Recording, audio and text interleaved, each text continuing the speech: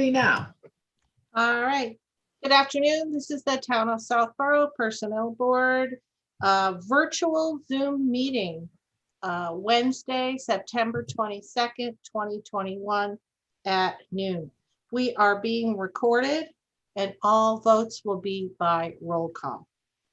And I am informed that we no longer need to read a preamble. It appears in our agenda, and we no longer need to refer to a preamble in our minutes. So we will dispense with that. And we thank Ms. Jasinski for her past service in that regard. All right, we are called to order at 12:02 p.m. First order of business, we have two sets of minutes in the packet.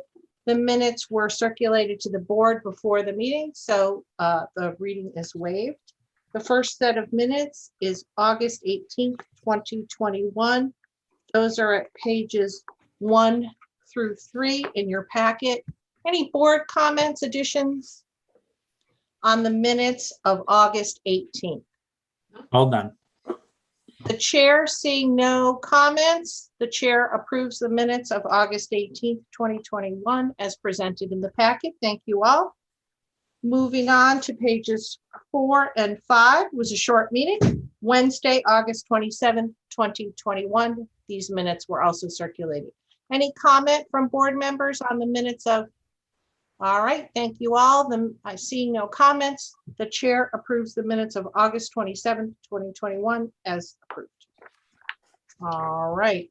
I did not receive an expenditure ledger since our previous meeting, so we will move on to chair's report.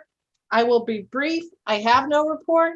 I think I promised everybody that this time period would be very busy for me with personal matters, Jewish holidays, and some time off.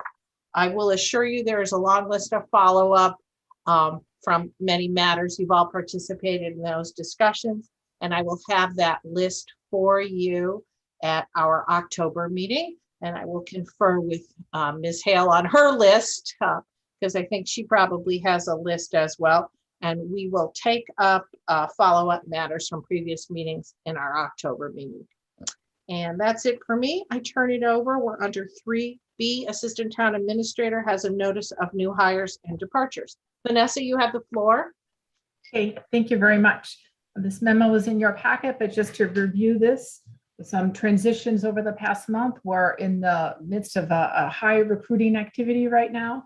So we noticed that we did not report a resignation in the library. So we just wanted to catch you up on that. That's Linda Benavides.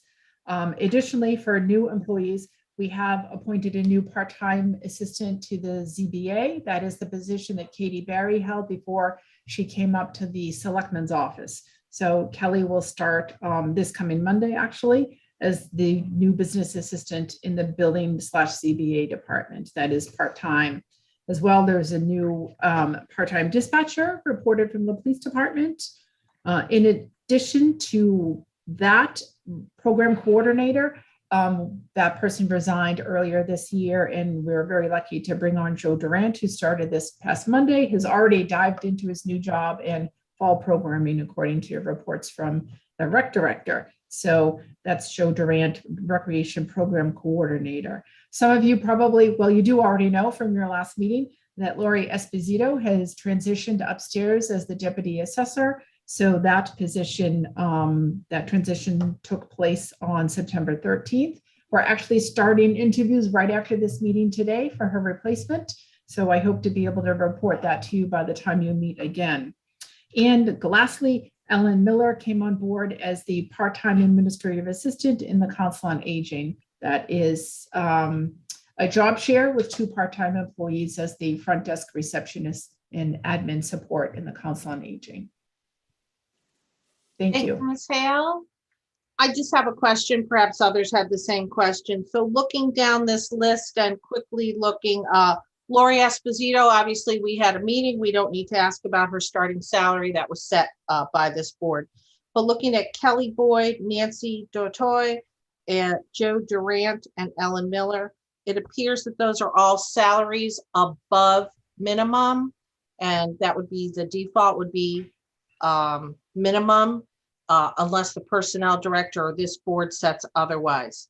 board didn't hear about any of these except Lori Esposito. So can you confirm these were all set by the personnel director, the salaries? Yes, they were. Okay, great. Any other questions from, thank you for that. They were all below midpoint between? Yes. Okay, great. Thank you, Ms. Hale. Any other questions from the board members? I have one question, and forgive my ignorance if I should know this. Obviously, we talked about Lori's position a lot. I was confused by the category where it says new position. Why wouldn't that just be an appointment? I get it was an internal candidate. I'm just confused by the language. Sure, And maybe it's just an I- education for me. No, I didn't quite know how to label that one, Jason, myself, when I filled that in. It seemed to me more of a new position than, just a transfer or a promotion, since it was a brand new department and in new job duties for her. So that's why I labeled it new position, even though she is someone within our organization. Got it. I guess my confusion came from, and maybe it's my prior advisory hat, thinking about new position. I think about new position, like New head count. New head count. Right. So I understand what you were trying to do there. I just didn't know if there was some art to the term, but appreciate the explanation. Okay, sure. If I could offer what may be a helpful suggestion, this is all under 9. Is it D now of the plan? 9D. So we're to receive notice of hires and departures. So Vanessa, it might just be easier for you to put hire, departure. Okay, sure. Right? And then you don't have to spend time trying to figure out how to tailor it for us. It's really, Yeah. the purpose of the statute is comings and goings. When I got on the board, it was just the new hires that we were noticed. And somebody or some bodies on the board said, hey, we'd like to know when somebody leaves too. So we changed it to Vanessa's notice of hiring and departure. So if you want to simplify it for yourself, Lori's hire. I will. Thank you. That's helpful. That's all I've got. Anybody else? All right, thank you. Moving on, we have old business. Just wanted to check in with our town administrator and our assistant town administrator on any update on fall town meeting, and also to discuss what form the board would like. Right now, all we have on our plate is the new IT position. Not to make it sound like it's a little matter, it's a really important matter, but it's the only matter that I have on my list. And I kind of anticipated that maybe we don't need to print the entire new bylaw. It was new as of July. Maybe doesn't need to be in the whole warrant. If it makes life easier, we could just add the schedule. That would be my inclination, to show the taxpayers section 20 schedule A with bold for the new position. Open it up for any report from Mr. Purple, anything from Ms. Hale on the timing, and then the board members to tell me what they think we ought to do in the warrant. And of course, Mark and Vanessa, you're welcome to comment on any of that. So I open it up. So I'll start. Thank you, Madam Chair. So selectmen met last night, and just something, in terms of public meetings in general. As you know, the selectmen had voted at a previous meeting to have all public meetings be virtual, given the rise in the number of cases that we're seeing with the Delta variant for COVID. And after the presentation and the discussion last night with Dr. Alker, our health director, those numbers aren't getting any better. However, the board did agree to allow some public meetings to go back into in-person meetings if you so choose. And there were some caveats, and some of you may have already gotten the email that just was sent moments ago before the meeting. And essentially there's a couple of criteria. One is that any meeting participant, if you're having a meeting in person, all meeting participants must be masked and must be socially distanced at least 6 feet apart. Same thing goes for any public attending the meetings. I know that a lot of small boards and committees, and I think personnel board fits into this role as well. You don't get a lot of people usually that come to your meetings, but you need to be mindful that they also need to meet the same requirements as the board members. So they all need to be masked and socially distant. This cuts down on your seating. so that you can't fit as many people into the room anymore. So when you put your agendas together, you just need to be mindful. If you've got an agenda item where you're changing a benefit or something in the SAP and you want to hear from the employees and you're going to get a large number of people, you may want to think about doing that meeting virtually. And then the final thing, the selectmen blessed me with being the person to kind of oversee this and make sure that it all goes well. So anytime you're posting an in-person meeting, I just need to be aware of it, so that I can, maybe pop in and see that everything is okay. We have no issues, things like that. It's a lot of common sense. It does allow a lot of boards and committees to come back into meeting in person if you so choose. There aren't a lot of people that are choosing to do it. So, but the option is available to you. Specifically to town meeting, I know that Mr. Hegarty, Mr. Montijo, and I believe Board of Health, or at least health staff, have been involved in meeting at Trottier to talk about the November 1st special town meeting. Excuse me. And if you take the 6-foot socially distanced requirement and the masking requirement, you take about 500 seats in the auditorium and you bring it down to about 110, 120 seats. So I believe that Mr. Hegarty is looking at setting the meeting up in the gym. And then the auditorium is going to be used for overflow. At this point, the meeting is still a go. There was a discussion last night with the selectmen as to whether this is going to come off or not. I think they're going to wait for a couple more weeks of data to look at this, and they'll be discussing it again at their October 5th meeting. Right now, the meeting is still on. We're still moving forward. I would very much appreciate if we didn't print the whole SAP, because I think we're trying not to incur an expense of printing a warrant and paying for it for a meeting that doesn't happen. So I think what we're going to do is get a couple of cases of pretty colored paper and we're going to print them in-house. So anything you can do to help keep the size down, that'd be great. And that way we don't have to print them until probably about a week or so ahead of time. And that will make sure that we don't incur an expense if in fact things get to the point where the selectmen or the moderator and or the Board of Health just don't feel comfortable moving forward with the meeting. But I agree with your approach, Madam Chair, in terms of what to print for the SAP. I think if you're simply printing section 20, and I don't know whether you're just printing the classification table or you're also going to print the salaries, which aren't changing. So I would leave that to your discretion. But again, that would be a little shorter as well. Thank you, Mr. Purple. So my inclination would be we probably need some sort of heading on it, the title of the document, and then whatever appropriate punctuation, 3 dots, ellipse, whatever people put in there. This is what I would call Lori Esposito, so I'll probably still call her. It's like Heidi Lindsay. I still pick up the phone if I have a question about books, even though she's been up in the accountant's office for about 5 years now. So I would just print 2 pages with your indulgence. Schedule section 20 and schedule A, and including the rates. I think that will be relevant to town meeting. So whatever intro paragraph is appropriate. So maybe a total of 3 pages in the warrant. No more than 3. And it might, depending on if we just do the preamble and then a couple of docs and section 20, depending on your margins, it might fit into 2 pages. So does that make sense to the board? All right, I'm seeing a nodding of heads. I don't think it's too controversial. So I will pull that out and I will send it to Mr. Purple. What's your deadline, Mark? If we're going to have a meeting, when do you need to send your warrant out to be printed?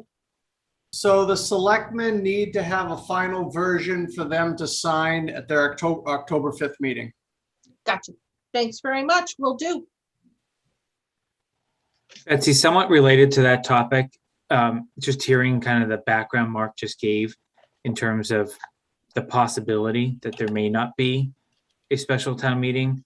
Can we put a placeholder on the October agenda once we know more based on whatever that next BOS meeting date was to discuss what the personnel board could potentially do to advance the IT position using the powers that are within the SAP. If by chance the BOS decided not to post this warrant, we may not need that placeholder, but I just think it'd be prudent for us to have that as an option for discussion on our next agenda, depending on where this goes, because I think it's outside of this group's control and don't want to inhibit the progress that they're trying to make there. Thank you, Mr. Malinowski. Great point. I will put that on the agenda for October 3rd. I think it's 13th, we said. Is it the third, our next meeting? Yeah, Wednesday, October 13th, advancing the IT position. This is something that's come up before. What's our authority to do this, that, or the other thing? Obviously, before it gets to town meeting, obviously we're in extraordinary times. So thank you for that comment, and I will have that discussion on the agenda. Anybody else? All right. Moving on, we have a new item of business, tuition reimbursement policy. You have some documentation in your packet. I did pull this together. We had a department head asking when we were going to set the policy for this year. Like I said, my time was short, but I did want to address that. Tuition reimbursement is something we look at this time of year. So you have a memo in your packet starting on page 7. I hope everybody had a chance to read it. There's a little survey on the pass-fail issue on page 8. And then I pulled out, I searched through my minutes from the last year or so and pulled out, for your convenience, discussions we have had on tuition reimbursement. That's 9 and 10. And then the policy itself that we passed in this year is, actually last year, to be effective this year, is Bates 11-12, and then the current form 13 and 14. And then lastly, I did a little summary for you, a couple of summaries I've done on how tuition reimbursement has been used in the past. So any questions on the materials that I supplied to anybody? I hope they were helpful. All right, so the first item is to review the policy and make any changes and set a deadline for applications for this year. And then Ms. Jasinski had raised at a previous meeting her concern about giving credit for pass-fail classes. So that's something we should discuss. And then when we firm it up, I will distribute it. I think last year I did it in conjunction with Mr. Purple. We'll distribute it and get folks going. All right, I'll open the discussion.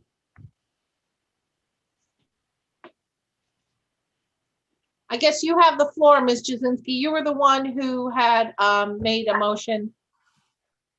I still feel very strongly that the taxpayer should not be paying for pass-fail courses. The workload in a pass-fail course is not even close to what a regular course would be. It's a simpler course. It's an easier course. It's just something to get credit. It doesn't entail the amount of work or reports or labs or studies at all that a regular course does. So to me, the taxpayer should not be paying for that. If somebody wants to take a pass-fail course, they should pay for it. But I just don't think it's fair to ask the taxpayers to pay for that. That's just my opinion. Do you have anything? I don't know any of this. So I think the last time we discussed this, you brought it up. We didn't want to change the policy because we had just passed a new policy. So we said we would study it for the next time we were looking at this. I don't know the things that you know about pass-fail. So I did a quick survey of, you can see that on page 8. I asked the folks who had recently come before the board. I don't know the facts that you put forward. I don't know that someone can't take a class and work hard at it and still take it pass-fail. So I asked some of the folks. I think Vanessa was one of them, not a recent recipient, but a past recipient. Ms. Esposito, Ms. Danza, Ms. Sorensen, and Ms. Townsley at the library, who has not received tuition reimbursement, but may be an applicant for this year. And it seemed like there might be a difference if someone was in higher education, getting their college degree, so we're supporting a college degree or a master's degree, versus using it for some kind of certification. So that's why I thought it might be helpful for the board to see how folks have used this in the past. And we haven't limited it to a degree program. If you look at pages 15 and 16, you'll see a variety. Ms. Hale used this for higher education. She reports no pass-fail classes. Mr. Ballantyne used it for a higher degree, but somebody else used it for an HVAC certification. Mr. Donovan more recently used it for a certification. We've also had folks, so it's kind of all over the place. And I imagine, I can't say with certainty that someone who's using this for their employee development wouldn't be faced with a pass-fail class. I just don't have that information. So in short, I can't draw the same conclusions that you have unless I don't know, I'm wary to limit it. But I think if you look at Ms. Esposito's response, there may be some basis to distinguish between someone who is going for their education in terms of a college degree or master's. But maybe, oh, sorry, that was Ms. Danza. Distinguish between getting a degree versus a certification. Or as Ms. Esposito suggested, she has seen some towns reimburse a little less for a pass-fail. I'm not sure I personally am in a position to say, oh, pass-fail, that's not worthy. So I don't know what other information anyone may wish to share. So. Yeah, it's quite a while since I was taking any courses. So knowing how colleges, universities, training programs use pass-fail, I just don't have a lot of information. It may well be that someone in pursuing a degree needs to take certain classes, and some classes may only be offered on a pass-fail basis. I just don't know enough to really make an informed decision about the amount of effort that someone has to put in any particular situation. And it may well vary. So I guess I'm a little wary of having a hard and fast rule. So I don't know. At the end of the day, I guess I just don't have enough information. Thank you, Mr. Rubenstein. Anybody else from the board wish to opine? I guess, what's our total budget for tuition reimbursement this year? Because I'm just looking at the, 5,000? okay, so it went back up from the 1,250 that Yes. was there a couple of years ago. Okay. Yeah. I don't feel like I have enough information to make a wholesale change, but I do think that there is potentially some wording that could be added to the personnel to the policy itself, to say that the personnel board, kind of has,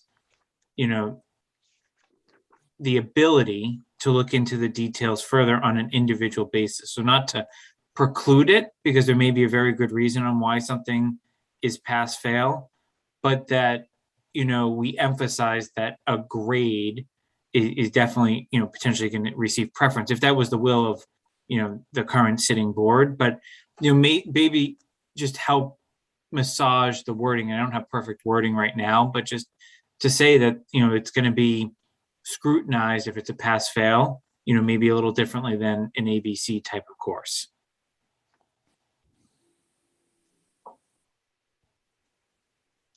So Jason, the history on this is that, and the rest of the board knows, is this used to be embedded within the SAP itself. And it was one of the things we discussed that would be better served by being taken out of the law, which has to go past town meeting every year. How prescient that was, given that we're having such difficulties with the pandemic, even knowing when we're going to have a town meeting. So We took it out. We said just the SAP refers to a policy and we'll deal with changes on an annual basis through the board. And the policy you have in front of you at 11 and 12 was a result of some work on some input from Mr. Dietz, our former member, who felt very strongly that the employee needs to have an individual development plan between themselves and their manager. So you can see on page 11, application process. This has to be the result of the employee and the manager sitting down. It's not just an employee saying, yeah, that looks like a great class. I want to take that class for overall enrichment. This has to be part of an employee development plan. So I'm wary of getting between that process between manager and employee, and with my lack of knowledge saying, yes, that person in facilities really should be taking a graded class to get this credit. Given that we have opened this up to certification and licensure, and it's not strictly a higher education thing. Like Barry, I don't have enough information to say. So if somebody wants to put some language in here that says we're going to scrutinize requests for pass-fail classes more, or we favor graded classes, I don't have a problem with that. It's just not in here now, and we would need to add it. Yeah, I mean, I support that in theory, but I'm asking myself, what is it how are we going to scrutinize? What information are we going to ask people to provide that would persuade us one way or another that we should give credit to it? Is it just, maybe it's, I don't know whether there are courses where a student can opt to take the class pass-fail, or whether the class is only offered pass-fail. That, I suppose that's something that might make a difference. But other than that, it's not clear to me what we would look at. Pass-fail classes are offered at some schools where you can opt to do a pass-fail versus a grade. So the pass-fail option just gives you the credit for the course, but it doesn't affect your GPA as long as you don't fail it. It'll give you the credit for the course. So it doesn't carry the same weight as a graded course. And so to me, to ask the taxpayers to pay for a course, it's not weighted the same. It's not affecting the GPA, and it's really not the same workload. If we want them to get a higher education, to get better at their jobs, and that's what we're looking for. That's why we're doing this tuition. We're not doing it so they can get a college education and then go somewhere else. We're going to try to further them in our town and work here and stay here. And so to me, to ask the taxpayers to pay for pass-fail, which is just basically you go to the course, you sit there, you do minimal work. You're not doing papers and research, and you're not doing any of that kind of stuff in a pass-fail course. It's like basket weaving 101 or 102. It's not like, brain surgery. It's a huge difference in the weight load of a course and the workload of the course and what you get out of the course. It's a simpler course. Or take the easy way out and just attend it, audit it, do a pass-fail, and then just get credit for it. It's not the same. And I've looked at enough different places, and of course I didn't prepare to get all this stuff to you guys for this meeting. So it's just not weighted the same by the colleges. It's not. It doesn't affect your GPA unless you fail it. And to fail a pass-fail course, just don't show up. I mean, I agree with you. If it's as you described, if someone is choosing to take a course pass-fail as opposed to having it graded, I think it's fair for us to say, no, we'll pay for it if it's graded. But if you're opting for this easier path, we're not going to pay for that. So in that situation, I agree 100% with Doria.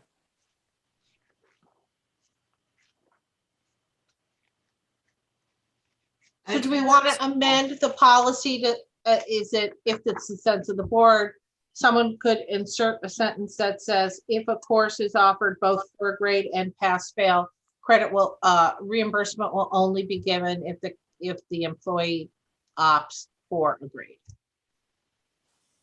In cases would where work the for- class Yes. is available, both graded and pass fail,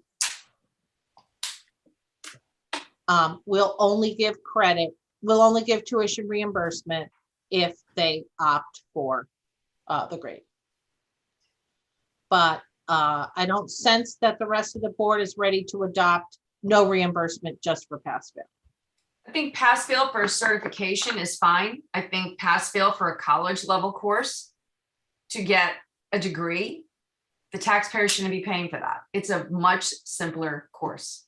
It's I not, don't have that. Do you want to submit something to the board for the next, I graduated college in 1982. I don't know that the world hasn't changed, and I don't remember if I took a pass fail course, if I worked. I cannot say, as you can unequivocally, that pass fail is a basket weaving class where nobody has to do any work. I don't have that information. If you have some, it's the level of the workload. It is not the same as a graded course. It's just not. I'm looking at pass fail classes versus graded classes, and I'm looking at just any of this information here. I don't know what the information is that you're looking at, Dorian. I just told you, I looked up pass fail classes versus graded classes, and there's a whole bunch of stuff that they just discuss. What Here, just website are looking you this on? up. Are you looking at a college website or I put in the Journal search or- bar, pass fail classes versus graded classes. That's what I looked up. understood? And it says some classes, some schools offer the option. You can take a pass fail or you could get the grade. It's the amount of workload, and it's asking the taxpayers to pay for someone to take the easy way out.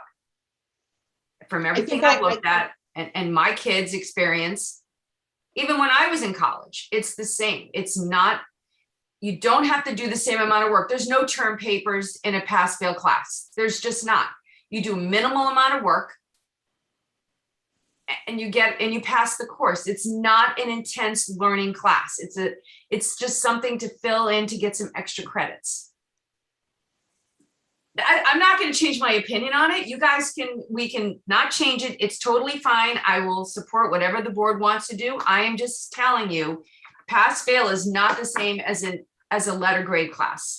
And I just don't think the taxpayer should be paying for that. I feel very strongly about it. Understood. But that's me. You guys can all disagree with me, and I will support whatever you want to do. We've been going around and around about this tuition reimbursement policy long enough that we just need to do it. Do the other board members feel that they have, I don't feel that I have that information from which to make a decision. Mr. Nixon. You're muted, Dave. Could you unmute yourself, please? Thank you. Okay, can you hear me now? We can, loud and Yep. clear. Nice to see you. Okay, great. So what I think we ought to consider possibly is if the course is offered both ways, graded and pass fail, that we only reimburse on the graded level. However, if it's only offered on a pass fail basis, that we consider a percentage of what you normally would reimburse, so that you don't get full reimbursement, but partial reimbursement, whether it be a third or a half or whatever, so that we don't completely discourage people from taking pass fail, but we also don't give them the same type of monetary reimbursement that they would get on a graded course. Thank you, Mr. Nixon. So this is like many other issues that reach this board. It's our purview to make a decision, but I feel that someone needs to do, I work off of homework. I currently have 3 homework projects for the board pending. I would not volunteer to undertake to research what other towns do on tuition reimbursement, whether they give 50%, 75%, none. So I'm open. I just don't want to take on anything else on my plate. I'm open to what the rest of the board wants to do. If you all feel that you have enough information to vote, fine. I feel like we've got a lot of things before us that I'm working on for October. And I don't want to say, oh yes, I'll take on doing a survey of towns on tuition reimbursement because I won't. I'm happy to do it. I'm happy to do it. And it's going to be a Zoom meeting in October, correct? We hadn't reached that issue, but it sounds like likely that if the board, we'll discuss that under calendar. I think so, Dorian. All right, well, if you want it for the October meeting, I will not be in town, so a Zoom meeting is the only way I'd be able to do it. And I could get all the information to everyone through Betsy. I would send it to you, Betsy, and you can disperse it. So I'm happy to do the research and get it done. But if we're meeting in person in October, I will not be available. Thank you, Ms. Jasinski. You can participate remotely if we Yes. have a live meeting. My sense is we'll be in a Zoom meeting. So. Betsy, I appreciate Dorian volunteering to do that. My concern here is that we're a quarter of the way through the fiscal year already. You clearly have employees that are reaching out to you. And I'm not sure, like, just hearing this, like, no matter what Dorian provides, we might not reach a consensus on how to perfectly word this. I think there's a nice middle ground here that allows us to continue to do the research that Dorian is proposing, and that we add the sentence that you already proposed, but we also add an asterisk next to pass fail, saying that the personnel board reserves the right to further scrutinize pass fail courses or apply less weight to them and or reimbursement percentage to get to Dave's, so that we can get this out and maybe adopt a more formal policy along that next year. But we may find no one comes to us with a pass fail class this year, or we may find that 5 people do. And, you know, these people are on notice to know that there's members of this board that may view those differently than others. Thank you, Mr. Malinowski. What I would like to do, since this is the only item on our agenda, is let's hash out the language right now so that I can send this out after this meeting rather than wait till October. I agree with Mr. Malinowski's sense that we should get this out. There are people who are waiting in the wings, and I would like to amend it now, rather than me taking a stab at putting it together and then putting it back in front of you in October. So can we just wordsmith this now so I can send it out by October 1st? Yep. Good idea. Okay, so we're on page 12 of the packet, section 4B1. Currently reads, minimum grade requirement, reimbursement for fees and expenses will be approved only for courses in which the employee receives a grade of B or better or pass in a pass-fail course. And then the magic language is going to go in here. Reimbursement will only be given for pass-fail classes if pass-fail is the only option. That makes sense? Is that clear? Yes, Barry. Please. No, I'm fine with that. Okay. Reimbursement will only be given for pass-fail classes if pass-fail is the only option. And then do we want to add a sentence that we're going to scrutinize this, or? Well, are you suggesting full reimbursement?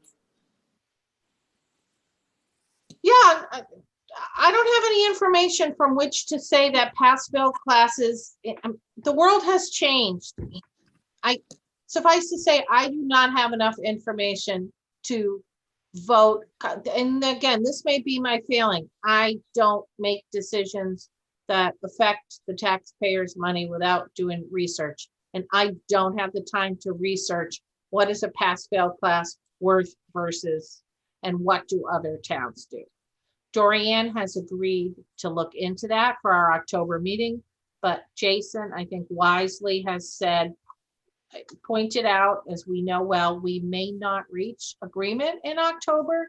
And I will tell you, we're going to have a full agenda in October. We're going to be looking at our budget. We are going to be looking at the annual adjustment. We are going to be talking about benefits. We're going to be talking about hiring. We're still trying to wrap on understanding the hiring situation. We'll have a full agenda in October.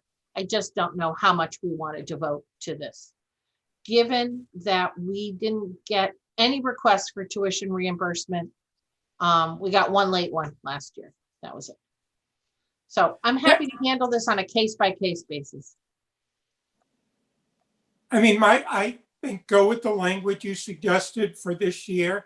Okay, Dorian will do the work, and then we can decide what we want to do going forward, whether we want to just say no to pass fail. But given, we have no idea whether anyone's even going to submit anything for pass fail this year, and we're not talking about a lot of money. Let's just get it done, get it out on that basis, and then look to change it if we need to going forward. there is one other thing I want to, thank you, Barry. There's one other thing. If you look at the form, it's in the packet.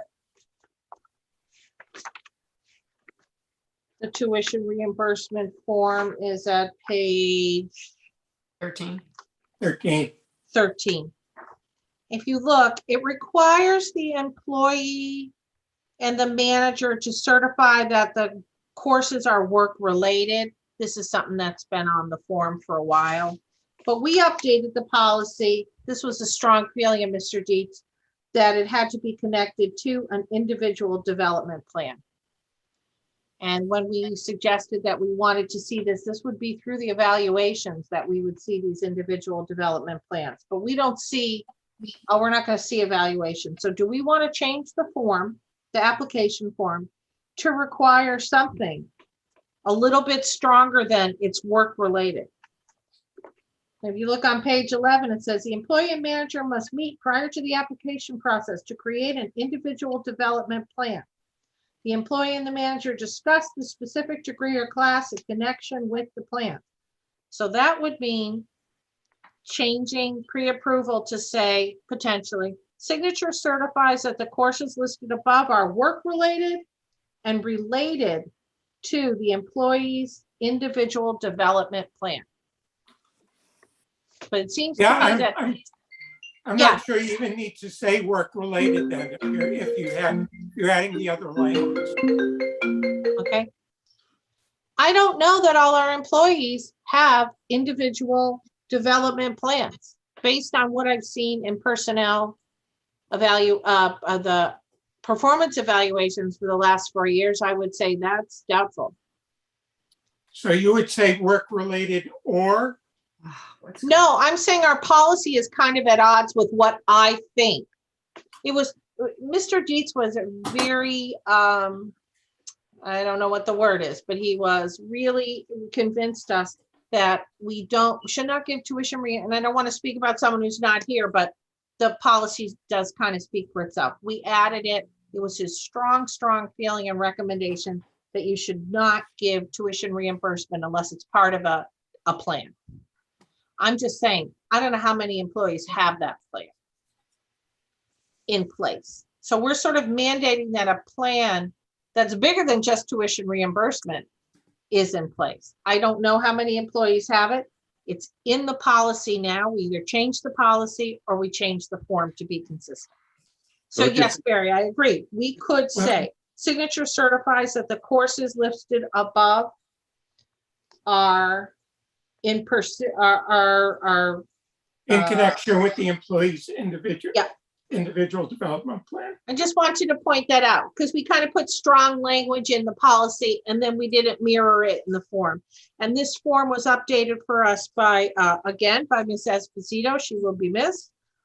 She did this form for us and it mirrored the older requirements. So thoughts about individual development plan and changing the form? Yeah, we need to change it. All right, then. So the form will be changed to read, signature certifies that the courses listed above are related to the employee's individual development plan. And that will cause the manager to look and say, what the heck is the individual development plan? And then they'll hopefully look at the policy and see that this is something they should be discussing. And again, when I send these things out, I welcome anyone to ask any questions that they have. All right, so is the board good with this, these two changes? Changing the form and adding a sentence to 4B1. Everybody good with that? I have a proposed addition to section 5. Certainly, Mr. Malinowski, go ahead. So you can all give me the history of how you came up with the reimbursement repayment section, but hearing Ms. Hale's update earlier in the meeting about the number of positions that they're advertising for, and given the limited funds that we do have budgeted for reimbursement, I would like to propose that we add a new B, which would make B and C become C and D, to say money received within 2 years of the date of reimbursement should be refundable 50% to the town. And then you would then change current part B to be, more than 2 years should be, zero refund to the town. Because I think what that does is basically gives you a almost 2-year return on your investment as opposed to a 1-year return on your investment. And I am concerned with the churn of employees currently, and making sure that we are putting this money towards, candidly, employees that will benefit the town on a longer term basis. And what do we do about transferred employees? Somebody who's in one department and they take courses related to that job and then they change jobs, because we're seeing that too. I'm okay with that because I think you already have it at the top that says who leave their employment with the town through resignation or termination Okay, for cause. yeah, So I think as long as they're staying within the town, even Betsy, I'd be okay even if they went to a position that was a lower grade. okay. Right. I'm just looking to see a maximum return on the town's investment to benefit the operations of the town, and I'm indifferent on which department that's benefiting. I am just concerned that we're funding someone's education as part of a development plan for a specific role that they're working toward, and then they leave and go to a completely different department to do different work. General education benefits the town. They're working toward a library degree and then they go work for the clerk's office. What happened to the library degree? I share that concern. I just thought it would be maybe a little too much to add at this point in time, but I would be supportive of that if someone was motioned that as well. I have no problem with your amendment. I'll let everybody else speak. My only question is, every time we do something, I have to ask, who monitors this? So we just had a resignation. Who monitors and sends a letter to the person and says, you need to give tuition money back if appropriate? Yeah, first of all, let's be clear that the odds of our recovering any of this money, and we've talked about this before, trying to get people to repay this after they've left your employment, the odds of getting that are pretty slim. The other point I would make is a fairness to employees issue. If you take a course in good faith, believing it's going to further your development in your job, and 2 years later, out of the blue, another opportunity presents itself, we're going to now say to the employee, oh, what we gave you money for to support you, we want that back now. It just, 2 years seems to be, I think the 1 year we're saying we don't want somebody taking a class that they're going to use to get another job. 2 years, I think people are not planning that far out. So most policy, I don't know that I've ever seen a reimbursement policy that calls for somebody to repay 2 years later. But I obviously haven't seen any policy, but I think 1 year is reasonable. I think 2 years is too much. And keep in mind the amount of money we're talking about here. I mean, most years we don't come close to giving out the 5,000. And so, we're not talking about a lot of money here. All right, anybody else? Thank you, Barry. Anybody else? All right, so I sense the will of the board to change the form. I sense the will of the board to add a sentence to 4B1, and I don't sense the will of the board to change section 5. Is that correct? Yeah. All right. So I guess since this is a policy that's going to go out to all SAP employees, I'd like to hear a motion, and the motion is pretty specific. Motion, Personnel Board to approve the tuition reimbursement policy for FY22 as printed in the packet at pages 11 and 12, with the addition of a sentence in 4B1 after the words "or equivalent under the applicable grading system." Insert the sentence, "Reimbursement will only be given for pass-fail classes if pass-fail is the only option." Do I have a second on the motion? Second, Just to change the form. second, Thank you. All right, this will be a roll call vote, and then we'll do the form separately. All right, Ms. Jazinski, yes. Mr. Rubenstein, Yes, Mr. Nixon, Yes, Mr. Malinowski, Aye. and Ms. Roseblum votes aye. And then the chair will make a motion that the town of Southborough approves the tuition reimbursement request form for FY22 with the following change. Under department manager's signature, it will read, "Signature certifies that the courses listed above are related to the employee's individual development plan," period.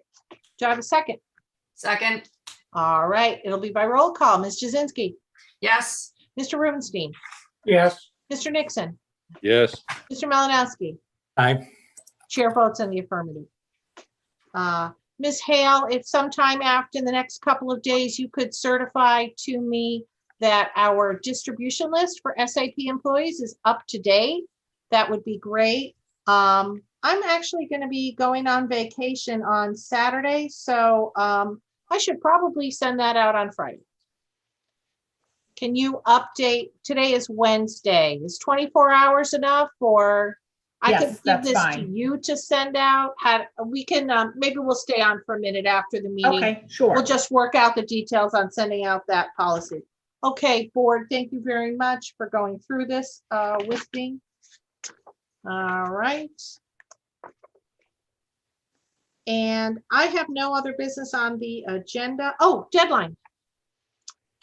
We have to notify folks of when the deadline, and we, just for Jason's benefit, when we looked at this policy and crafted it before, we specifically said, let's take the deadline out of it. It will change every year. We were learning to accommodate new rolling deadlines. It's not the same September 1st world that some of the older folks may have known. I'm putting myself in that category. When folks were going to classes in person in brick buildings on September 1st. So the deadline has been December 31st, but we agreed to look at that anew every year. It was the deadline last year. We had no requests before the deadline. We did have one after the deadline under special circumstances, and we did approve it. Anybody have any thoughts about changing the deadline from December 31st? Do you want to extend it? Leave it. Leave Leave it. it. All right. 31st. As is. All right. So the cover email will say, Madam yes, Chair, Michelle. just one question. yes. We will be closed to the public that day. I anticipate most of this will be done over email and scanned to us, but I just wanted to make note of that. Yeah, so that's always a good question. Thank you, Vanessa. How do you expect people to do this?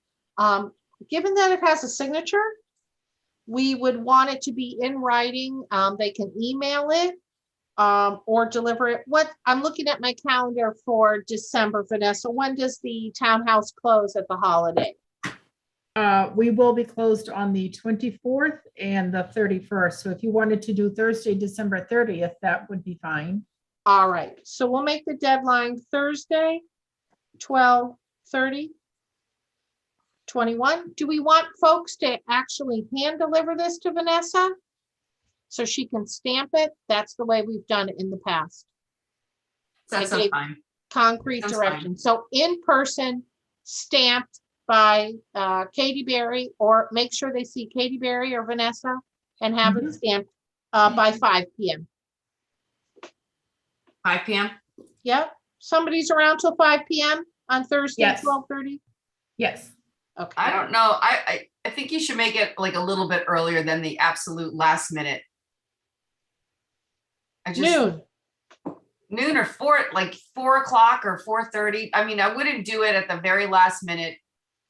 What if they leave 2 minutes early? You know, then we'll have I would just make it a little bit earlier. I'll say noon. Noon Okay. on 12/30/21 will be the deadline. All right. And just think ahead, what do you want to do when you receive one on this January 14th? We said last year, no extensions, no how, no way. No exception. They Okay, missed the deadline. I don't get it.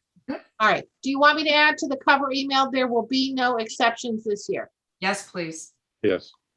All right. Is that the will of the board? I guess Yes. last year, one of our applicants didn't know the class was available till after the first of the year. Okay. But we've heard from time to time during my tenure that it is not fair to set a deadline and give a grant of an extension to one person because somebody else might have applied late and they didn't know we were going to do it. All right. So the deadline will be Thursday, 12/30/21 at noon. It must be hand delivered to the hands of Ms. Hale or Ms. Berry, and they will stamp it. How's that sound initially? Fine. Sound good? Yes. And a email to me.